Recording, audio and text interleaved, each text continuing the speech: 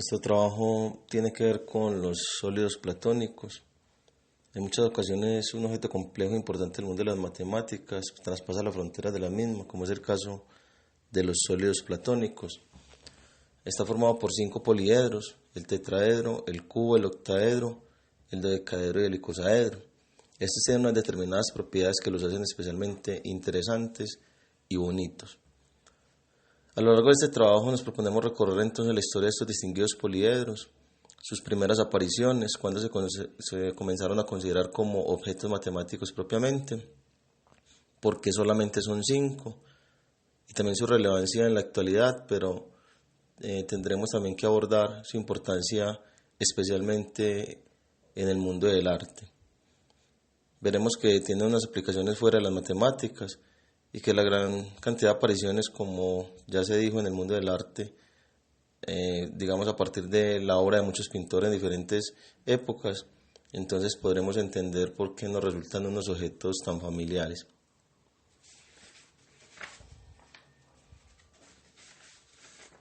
El origen de los sólidos platónicos como elementos para ser estudiados por las matemáticas se hallaron sin duda pues en la antigua Grecia, porque son los griegos los que por primera vez entienden que esos poliedros han de ser estudiados. Sin embargo, para que cualquier cultura a lo largo de la historia se plantee estudiar algo en un determinado momento histórico, es porque los tiene que conocer desde mucha anterioridad en el tiempo, y este es en concreto pues el caso del tema que nos aborda, que es el de los sólidos platónicos. La primera noticia que se conoce sobre estos poliedros procede de un yacimiento neolítico en Escocia, en donde se encontraron figuras de barro aproximadamente 2000 años antes de Cristo. Se cree que se trataba en su momento de elementos decorativos o tal vez de algún tipo de juego, pero es evidente que para ese momento no había ninguna comprensión matemática de estos objetos, pero ya se tenían identificados exactamente los 5 sólidos. Por esta época más o menos se construyen las pirámides de Egipto. Estas no tienen exactamente la forma del tetraedro porque, como todos sabemos, su base es cuadrada. Las pirámides más bien presentan la forma de octaedros cortados por la mitad. Es importante ver cómo empiezan a aparecer en la historia casi al mismo tiempo estos objetos matemáticos y cómo algunas civilizaciones le dan tanta importancia como para construir, pues es el caso de los egipcios, quienes construyeron un templo sagrado con un semi-octaedro. Pero la primera cultura que se fijó en estos poliedros como algo digno de ser estudiado, más aún estudiados matemáticamente, fue la antigua Grecia. Surgen allí personas interesadas en cultivar un saber verdadero, y nace así, aproximadamente en el año 530 a.C., la primera escuela matemática de la historia, la escuela pitagórica, que fue fundada por Pitágoras de Samos. Los pitagóricos veían en los resultados matemáticos una especie de verdad trascendental, y por eso fue que se dedicaron al estudio pues, de estos sólidos platónicos. Aristóteles dijo que suponían que los elementos de los números eran la esencia de todas las cosas y que los cielos eran armonía y número. Y fueron estos 5 poliedros platónicos uno de los problemas que más les inquietó y fascinó, y sobre todo el dodecaedro, al que ellos atribuían una especial relación con el cosmos. Se planteaban por qué eran en concreto 5 sólidos platónicos, ni más ni menos. Por primera vez llamaron a estos 5 objetos con un nombre distintivo. Los conocieron como los sólidos pitagóricos. Se cree que fue Empédocles, quien vivió en el 480 al 430 a.C., quien por primera vez asoció el cubo, el tetraedro, el icosaedro y el octaedro a los elementos como tierra, fuego, el agua y el aire respectivamente. Platón, 447-347 a.C., relacionó posteriormente el dodecaedro con la sustancia de la que estaban compuestas las estrellas, ya que por aquellos tiempos se pensaba que esta habría de ser diferente a cualquiera de las de la Tierra.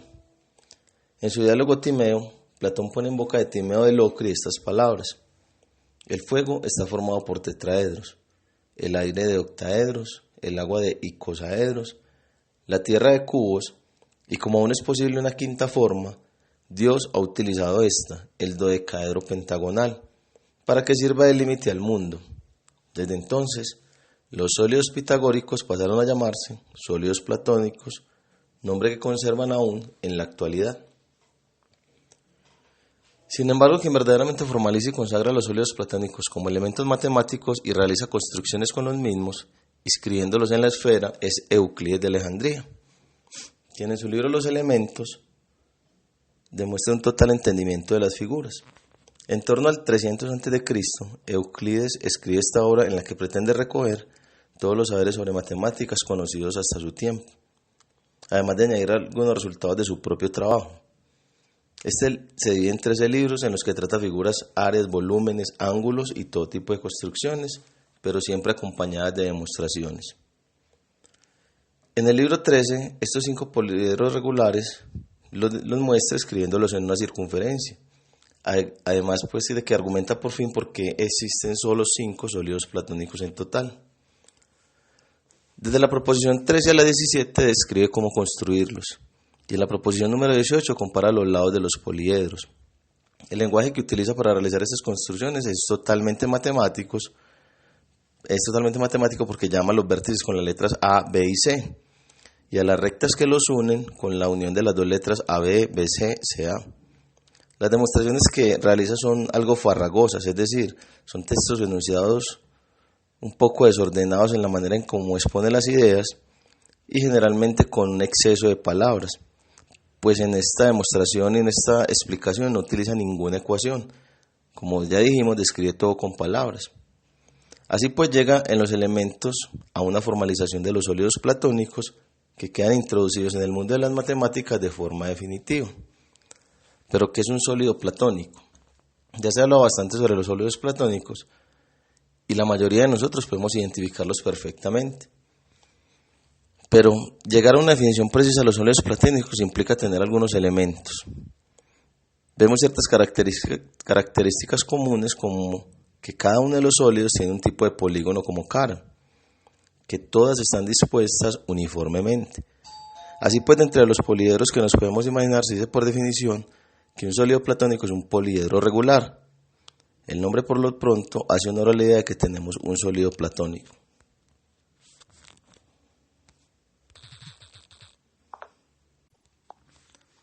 Para entender de manera exacta qué es la regularidad en el espacio, recordemos la definición en el plano.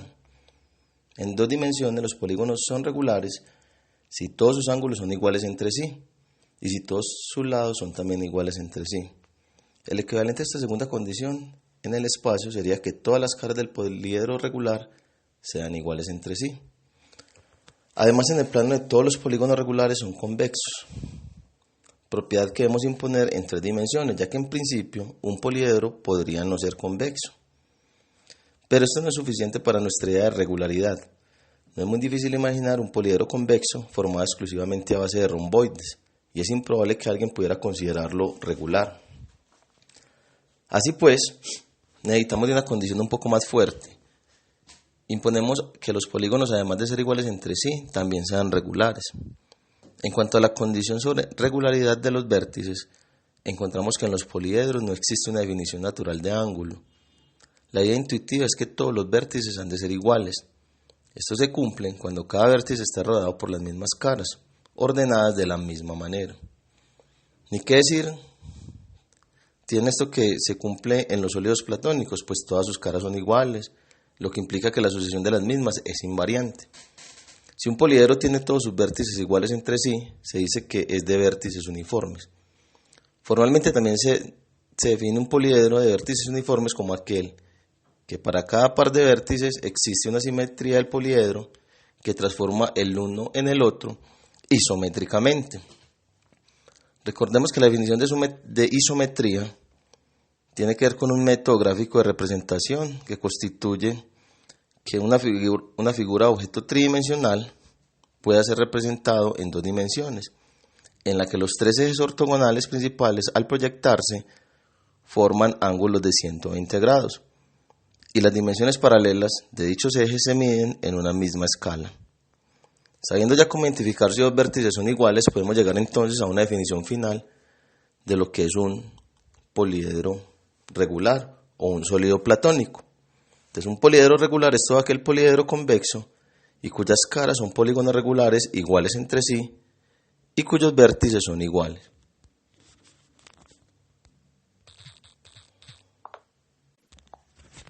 Podemos mencionar algunas propiedades de los sólidos platónicos. En primer lugar, que tienen dimensiones fundamentales. A nivel general, los sólidos platónicos, como en cualquier poliedro, existe una serie de dimensiones que es importante conocer. Estas son el área de la superficie y el volumen del sólido. Sea A el tamaño de la arista de un sólido, entonces se desarrollarán algunas fórmulas. Por ejemplo, en el caso del cubo, que el área es igual a 6A a la 2. O el volumen, que sería base por altura igual al lado por altura. Podríamos decir que si A es la dimensión de una de las aristas, el volumen estará dado por A a la 3. Los sólidos platónicos están llenos de simetrías. De hecho, tienen todos los tipos de simetrías que existen en el espacio, es decir, respecto a un punto, respecto a un eje y respecto a un plano. La simetría puntual de los sólidos platónicos es que para cada uno de los 5 sólidos existe un punto, que es siempre el punto central del poliedro, que es el centro de simetría en la simetría puntual. También tienen simetría axial, es decir que todos los sólidos tienen además varios ejes de simetría y para cada poliedro la cantidad varía, pero en todos ellos el eje de simetría pasa por el centro de simetría. También tienen simetría de plano. De nuevo, estos sólidos platónicos presentan simetría respecto a planos, en la que los planos de simetría contienen al centro de simetría y a combinaciones de los ejes de simetría. Resultaría demasiado complicado explicar cada simetría explícitamente para cada poliedro, pero sí hay que destacar que estas simetrías pueden ser clasificadas como grupos algebraicos, es decir, el grupo formado por las simetrías del tetraedro se llama grupo de simetrías de tetraedro. El grupo tiene orden 24, lo que quiere decir que existen 24 simetrías diferentes para el tetraedro, y de las cuales 6 son simetrías de plano. El grupo formado por las simetrías del cubo es el mismo que el grupo del octaedro y se llama grupo de simetría de octaedro. Se define o se simboliza con una O y una H como su índice. Este grupo es de orden 48 y estas simetrías 9 son simetrías de plano. También el dodecaedro y icosaedro tienen las mismas.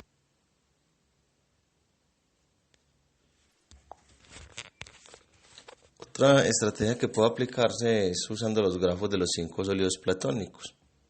Sobre cada uno de los grafos obtenidos puede aplicarse una fórmula válida para cualquier grafo que esté en un plano conexo a la fórmula de Euler. ¿Qué quiere decir? Caras más vértices es igual a aristas más 1. Sin embargo, como habíamos pedido que en un grafo, o habíamos explicado que en un grafo se pierde una cara al proyectar, la fórmula correcta para usar con los sólidos platónicos es cara más vértices es igual a aristas más 2. Conociendo todas estas propiedades y habiendo ya iniciado el estudio de los sólidos platónicos, tal vez vuelva a preguntarse por qué solo 5 y no existen más poliedros que cumplen con esas sencillas propiedades irregulares. Lo cierto es que el fondo no es tan difícil de comprender porque de hecho existen muchas pruebas al respecto. La más fácil e intuitiva y la que quizás nos deje más satisfechos es la prueba puramente geométrica, prácticamente la tomada de los elementos de Euclides, que ya se mencionó anteriormente.